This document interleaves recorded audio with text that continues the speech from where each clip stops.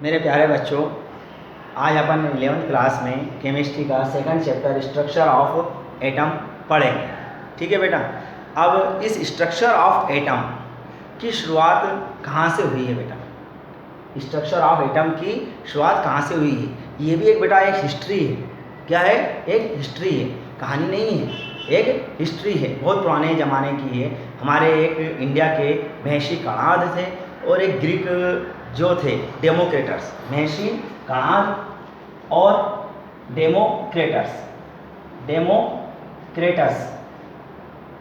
उस समय के में आचार्य हमारे जो गुरु हुआ करते थे, महर्षि कणाद, आयुर्वेदाचार्य, ये सब जो होते थे महर्षि कणाद और डेमोक्रेटस। ठीक है। अब बहुत समय, ये जितनी भी अपन बात कर रहे हैं बहुत समय, बहुत पहले वाली, बहुत पुराने ज़माने की बात है। उस समय जब रामायण और महाभारत चलती थी, उस समय की यह बात है। तो जब हम यहाँ पे महर्षि कणाद और डेमोक्रेटस थे, तो उस समय क्या चलता था कि गुरु कल्चर चलता था। वहाँ पे वो क्या करते थे गुरु कल्चर के अंदर कि गुरुकुल हुआ करते थे, उसमें जो उनके शिष्य थे वो पढ़ते थे और वो इस प्रकार से पढ़ते थे, इस प्रकार समझते थे कि वो जब उनको समझाते थे तो वो उसी समय उनको याद हो जाता था।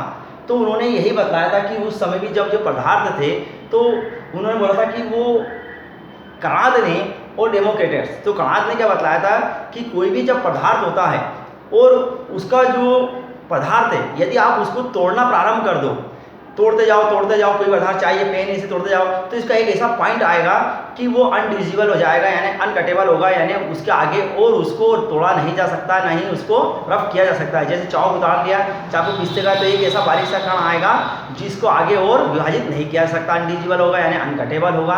तो जो महर्षि कणाद के नाम में एक संस्कृत भाषा का शब्द था, तो उसमें से वो संस्कृत भाषा शब्द निकला कण, उसी को हम बोलते हैं कि वही बारीक सा जो कण था वही परमाणु कहलाया।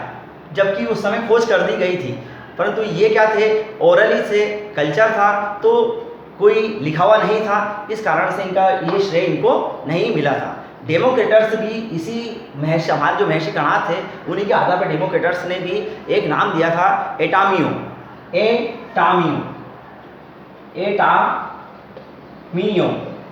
यानी ए का मतलब होता है अन और टामियो का मतलब होता है अनकटेबल यानी जिसकी सर्जरी नहीं हो सकती, जो कट नहीं सकता था, अनकटेबल यानी अनडिविजिबल हो, यानी वो नहीं कर सकता था, तो वो होते हैं कण, यानी उनको ही उन्होंने क्या कहा था, परमाणु कहा था। ठीक है। परंतु उसके बाद में थ्योरी में आए जॉन डाल्टन ने हमारे को एक जो थ्योरी दी, मैंने आपको एक अगला जो वीडियो पहले थे वो जो भेजे, उसके अंदर डाल्टन की थ्योरी बता दी कि कोई भी जो पदार्थ होता है वह ध्रुवीय पदार्थ जो होता है, या द्रव्य बोल दो या पदार्थ बोल दो या मैटर, बहुत छोटे छोटे कणों से मिलकर बना होता है, जिन्हें हम क्या कहते हैं, परमाणु कहते हैं। परमाणु को किसी भी रासायनिक विधि द्वारा ना तो बनाया सकता और ना ही हम उसे नष्ट किया जा सकता है। और एक ही तत्व के जो परमाणु होते हैं वो भार, आकार, आकृति में समान होते हैं। ये हमें जॉन डाल्टन ने बतलाया था। जॉन डाल्टन की जो थ्योरी थी उसके आधार के ऊपर ये उसने हमें बतलाया था। अगर हम ये बतलाएं कि जो हम ये जो चैप्टर है बेटा स्ट्रक्चर ऑफ एटम, हम ये क्यों पढ़ रहे हैं, है ना, हम पढ़ रहे हैं तो कुछ ना कुछ तो इसका रीजन होगा। जब हम कोई चीज़ को करते हैं तो करने का कोई कारण होगा ना, जब तो हम वो कर रहे हैं, या बिगर कारण के या वो कुछ भी कर ले, तो जब बिगर कारण के जो कोई करता है तो क्या कहलाता है, पगला कहलाता है। तो जब हम इस स्ट्रक्चर ऑफ एटम को पढ़ रहे हैं बेटा, तो आपको ध्यान होना चाहिए कि इसमें कोई ना कोई तो रीजन होगा। ठीक है। अगर डाल्टन की थ्योरी ये सही थी कि परमाणु को ना तो उत्पन्न किया जा सकता है, नहीं नष्ट किया जा सकता है, यानी परमाणु क्या है, अनकटेबल है, यानी अनडिविजिबल है, तो ये बात यहाँ के ही समाप्त हो जाती, फिर हमें ये पढ़ने की जरूरत ही नहीं पड़ती, यानी है ही नहीं, वो जब कट ही नहीं सकता है तो हम इसका स्ट्रक्चर भी क्यों पढ़ें, क्यों एटम करें, हमें क्या पढ़ने की क्या ज़रूरत थी।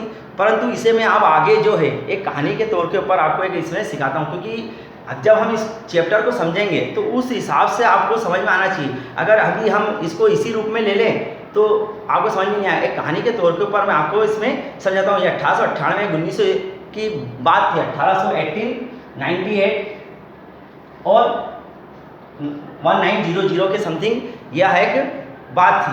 अब उसमें हुआ क्या था कि वहाँ पे इसको 1819 में हमारे से लेकर इस वक्त इलेक्ट्रिसिटी जो थी हमारी, किसकी थी? इलेक्ट्रिसिटी की बेटा।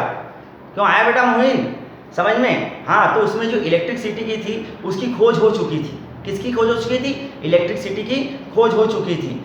ठीक है, माइकल फैराडे ने पहले ही इलेक्ट्रिसिटी की खोज कर दी थी। उन्होंने दो मेटल के क्या लिए थे? इलेक्ट्रोड, और उनके बीच में उसने करंट फ्लो करके हमें बता दिया था। यानी इलेक्ट्रिसिटी की खोज उस समय हो चुकी थी। जो माइकल फैराडे ने हमें एक उसकी ट्यूब थी, उस ट्यूब के जरिए उसने हमें इलेक्ट्रिक फ्लो करके बतला दिया था। उसने दो कैथोड, एक को नाम दिया था कैथोड, एक इलेक्ट्रोड को, और एक इलेक्ट्रोड को नाम दिया था उसने बेटा एनोड नाम दिया था। अब हम आगे स्टार्ट करते हैं इसमें कि एक जिस प्रकार से उस समय क्या थे, भगवान, पादरी और ये इस प्रकार से हुआ करते थे और वो हमेशा चर्च जाया करते थे। तो एक चर्च में दो दोस्त बैठे थे। क्या बैठे हुए थे बेटा? दो दोस्त बैठे हुए थे। एक दोस्त ध्यान से मन लगाकर भगवान की प्रेयर के अंदर कर रहा था, और दूसरा दोस्त ऐसे ही आराम से बैठा हुआ था। और पहला वाला दोस्त जो था बेचारा, वो तो आराम से अपने प्रेयर कर रहा था, भगवान से सब कुछ कर रहा था। तो दूसरा वाला जो दोस्त था ऐसे ही बैठा हुआ था, यानी वो, इसका मतलब क्या हो रहा था बेटा? वो बोर हो रहा था। तो एक बात आपके पास समझ में आई कि जो दोस्त था उसका, वो दोस्त था, एक दोस्त भगवान में आस्था रखता था और एक दोस्त भगवान में आस्था नहीं रखता था। दूसरा किस में आस्था रखता था? वह साइंस को ही भगवान मानता था। किसको मानता था दूसरा दोस्त? भगवान को ही बेटा साइंस मानता था। आपको बात दिमाग में आई।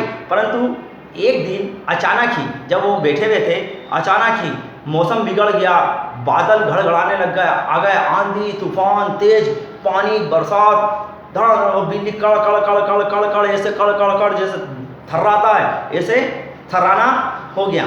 तो जब जैसे ही ये सब चीज़ें हो गई, तो उधर से जो चर्च में एक फादर जो थे, हम बोलते हैं पादरी या जिन्हें फादर बोलते हैं, वो बाहर निकले। उन्होंने बोला कि आज कोई ना कोई इस चर्च में एक पापी बैठा हुआ है, एक पापी बैठा हुआ है, जिसकी वजह से ये तूफान, हवा, थरथराना का और ये बिजली गिर रही, कड़कड़ा रही है। तो उसमें से जो दोस्त आराम से बैठा हुआ था वो थे बेंजामिन फ्रैंकलिन। क्या थे? Benjamin Franklin. वो साइंस भी भगवान मानते थे। वो जोर जोर से हंसने लग गए, बहुत तेज, हा हा हा पगलों सही हंसने लग गया। तो फादर को गुस्सा आ गया। उन्होंने कहा कि तुम क्यों ऐसे हंस रहे हो? तुम क्यों ऐसे हंस रहे हो? पागले सोरे के हंस रहे हो? शायद तुम ही पापी हो और इसी वजह से आप ये बिजली कड़कड़ा रही है, गिर रही है, इतनी थरथराहट, तेज आंधी तूफान आ गया है। तो इतने में बेंजामिन फ्रैंकलिन को गुस्सा आ गया। उन्होंने बोला, फादर आप बेवकूफ़ बना रहे हो।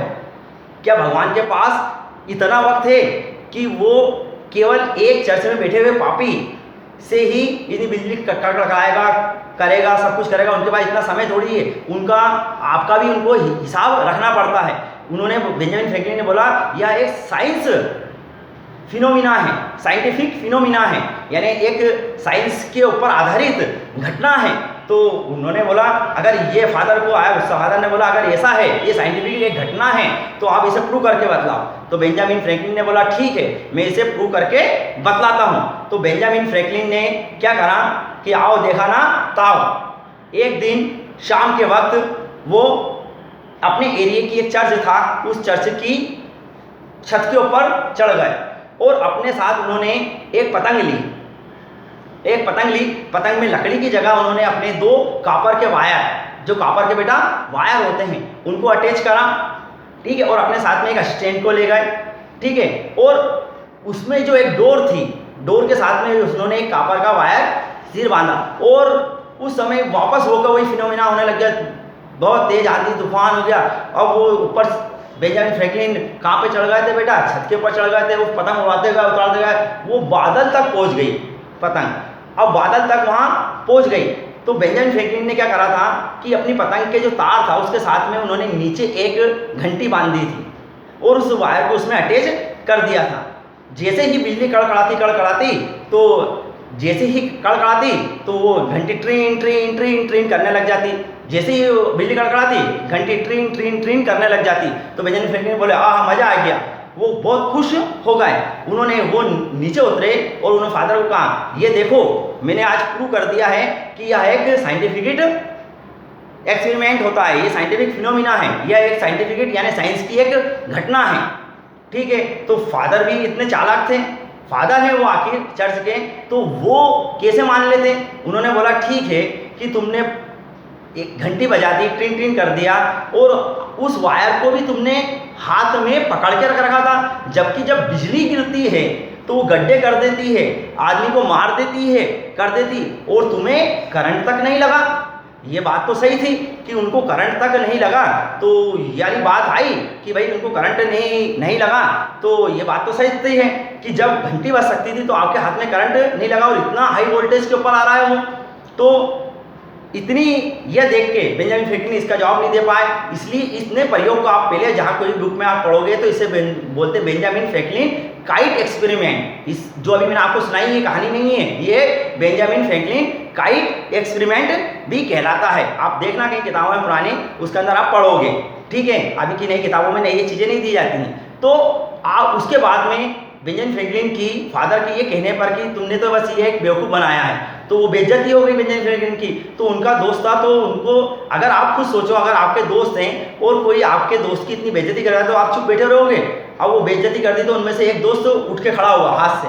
वो दोस्त कौन थे? जे थॉमसन थे।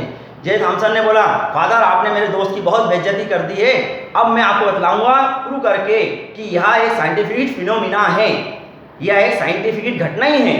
तो फादर बोले ठीक है बतलाओ मेरे को, आओ दिखाना ताओ। जे थॉमसन गए अपनी लैब के अंदर और एक एक्सपेरिमेंट कर दिया। क्या कर दिया उन्होंने? पूरा एक एक्सपेरिमेंट कर दिया जो हमें पढ़ना पड़ रहा है। जे थॉमसन ने जो एक्सपेरिमेंट करा जो हमें पढ़ना है वही क्या कहलाता है? Structure of atom. ठीक है बेटा, अगले उसके अंदर मैं वापस आपको कर दूंगा। मैं ये YouTube पे भेज रहा हूँ, आप उस YouTube में सब्सक्राइब कर लेना। मैं आगे और ऐसे वीडियो हमेशा ही भेजता रहूँगा, आपको सब्सक्राइब कर लेना, आप देखते रहना उसको। हर चीज़ आपको क्लियर करूँगा, एक एक टॉपिक। ठीक है बेटा।